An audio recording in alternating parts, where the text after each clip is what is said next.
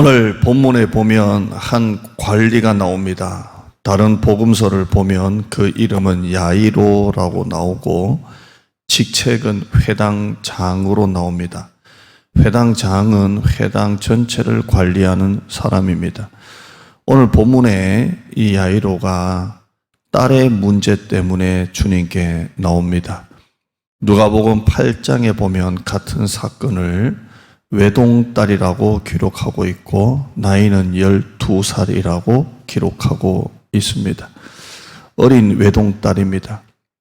마가복음 5장이나 누가복음에 보면 죽은 게 아니라 죽어가고 있는 상태라고 말하고 있습니다. 그러니까 이 아이는 아주 어떤 일을 겪으면서 죽어가고 있는 상태였습니다.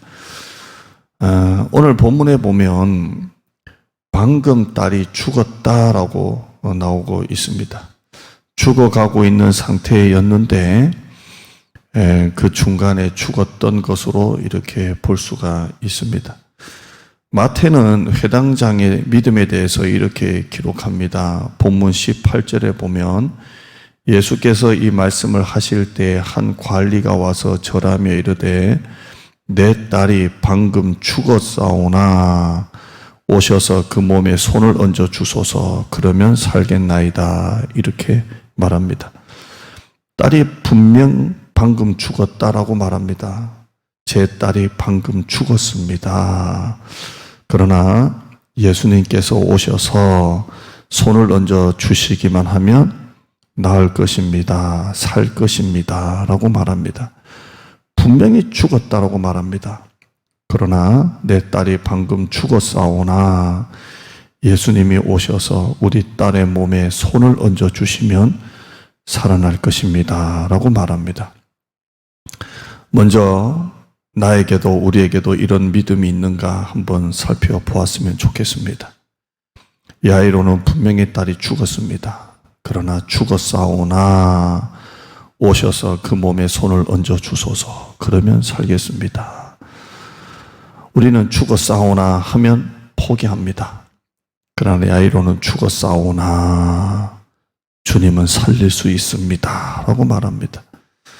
현대인들이 요즘에 성경을 읽지도 않고 큐티도 안 하고 성경 공부도 제대로 안 하고 예배도 우리가 온전한 예배를 드리지를 못하고 있습니다.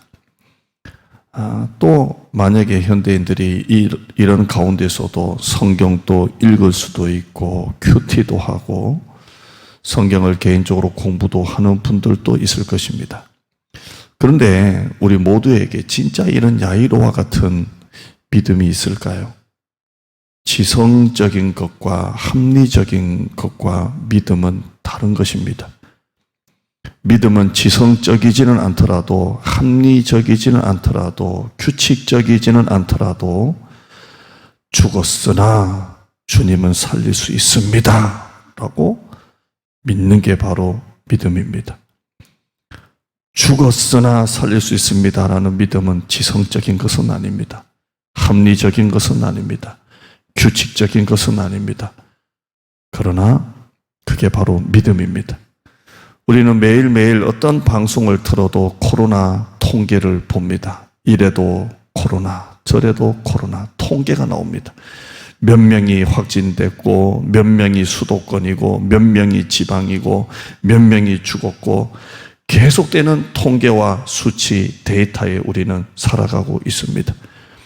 이런 통계 세상에서 그리스도인조차도 믿음을 말하고 믿음의 세계에 대해서 말한다는 게 너무나 터무니없어 보이고 무모해 보이고 믿음이라는 말 자체가 구닥다리 옛날 이야기처럼 들리지는 않습니까?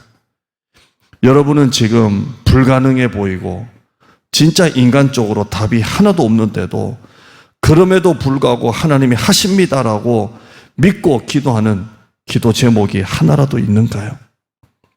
그냥 큐티한 것 놓고 묵상 기도는 해도 설교 들은 것 놓고 그 말씀 가지고 기도는 해도 물론 현대인들이 큐티도 제대로 안 하고 성경도 제대로 안 읽으시지만 그래도 좀 더 수준 있는 성도들은 큐티한 거 놓고 묵상도 하고 또 말씀을 가지고 기도는 하지만 정말 불가능한 어떤 문제도 어떤 사건도 어떤 환경도 기도하면 하나님이 하신다라는 불가능이 가능이 되고 안 되는 것도 되게 하시는 이 하나님의 능력을 믿고 기도의 능력을 믿고 기도하는 기도가 하나라도 있는가요? 만약에 여러분에게 하나라도 이런 기도 제목이 없다면 그 믿음이 없는 것입니다. 왜 우리가 점점 기도가 줄어들고 있습니까? 우리는 지금 내 힘으로 할 수 있는 것만 놓고 살고 있기 때문입니다. 그리스도조차도 이 통계 세상에서 자꾸 이 통계를 벗어나지를 못합니다. 한 번이라도 죽은 딸을 앞에 두고 그럼에도 불구하고 손만 얹어주시면 살아날 것입니다라는 믿음으로 기도해 본 적이 있습니까? 여러분, 오늘 이 말씀이 오늘 여러분에게 좀 도전이 됐으면 좋겠습니다. 그냥 통계 세상에서 합리적이고 지성적으로 성경을 접근하고 그래서 성경을 큐티하고 성경을 읽을 수는 있어도 여러분에게 정말 믿음의 세계, 믿음의 눈이 열리기를 축원합니다. 야이로는 죽었사오나 인간적으로 불가능하고 할 수 없는 일이지만 주님이 손만 얹어주시면 살아날 것입니다 라고 말합니다. 교회, 한국교회, 여러분의 가정, 여러분의 삶 속에 어떤 불가능한 일들 내 힘으로 할 수는 없지만 주님이 우리 회사에, 우리 가정에, 우리 교회에 하나님이 손만 얹어주시면 살아날 것입니다는 믿음으로 한 번이라도 기도해 보지 않겠습니까? 마태복음 9장 19절에 예수께서 일어나 따라가심에 제자들도 가더니라고 말합니다. 예수님이 이 회당장의 말에 따라가십니다. 예수님이 가시니까 제자들도 따라갑니다. 이 장면 한번 생각해 보세요. 회당장이 내 딸이 죽었습니다. 그러나 주님이 손만 얹어주시면 살아날 것입니다 할 때 예수님이 일어나셔서 따라가십니다.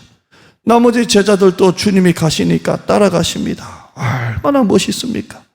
왜 주님이 따라가십니까? 왜 주님이 일어나십니까? 왜 주님이 움직이십니까?